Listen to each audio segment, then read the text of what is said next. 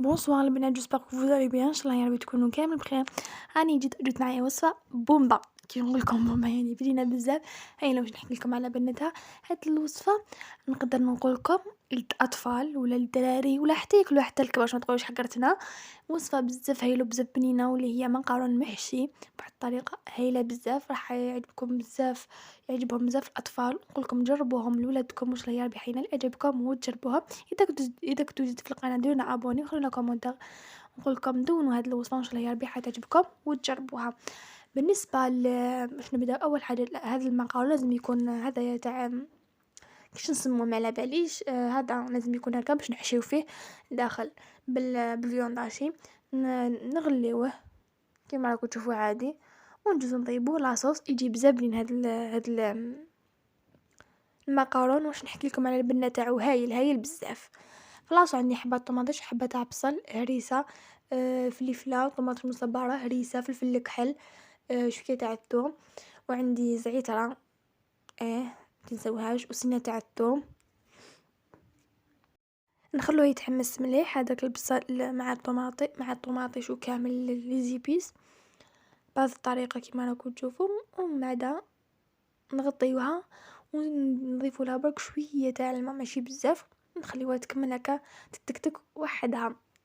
نقولكم يا بنات هاد الوصفه جربوها بزاف، يحبوها بزاف اطفال، سورتو باللحم المفروم والمحشي هذاك المقارون، يعني يحبوها بزاف. وبالفرماج على بلي اذا جربتوها راح يحبوها وتعجبهم ان شاء الله.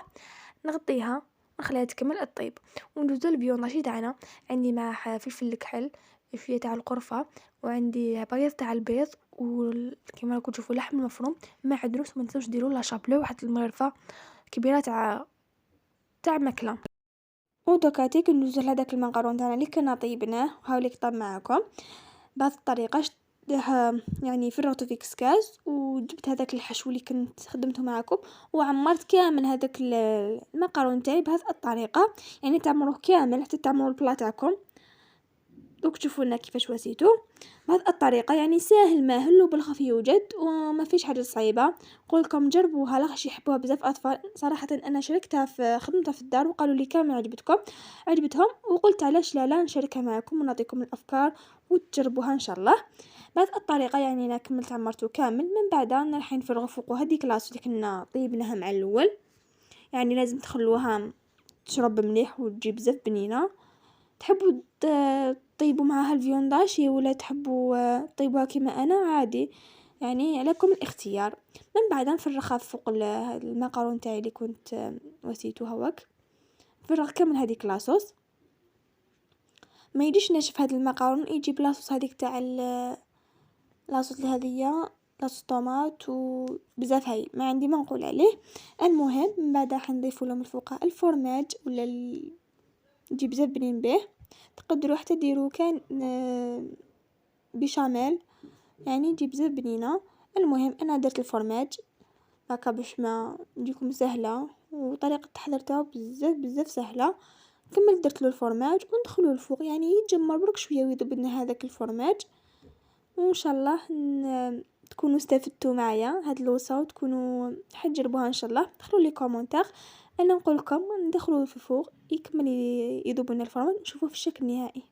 ولا هنايا هاوليك الشكل النهائي تاع المقارون تاعنا.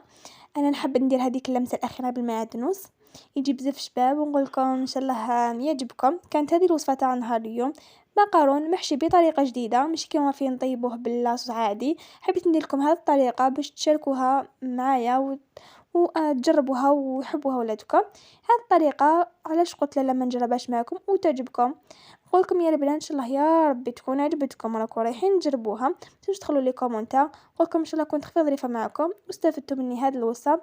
نقولكم اذا كنتوا جديد في القناه ديرونا ابوني. هنايا سقيت في الطبسي باش تشوفوا هكا الشكل كيفاش جا، كيفاش طاب هذاك المقارون. يعني ما عندي ما نقول عليه، يطيب هايل ماشي يابس، يعني يجي هايل بزاف.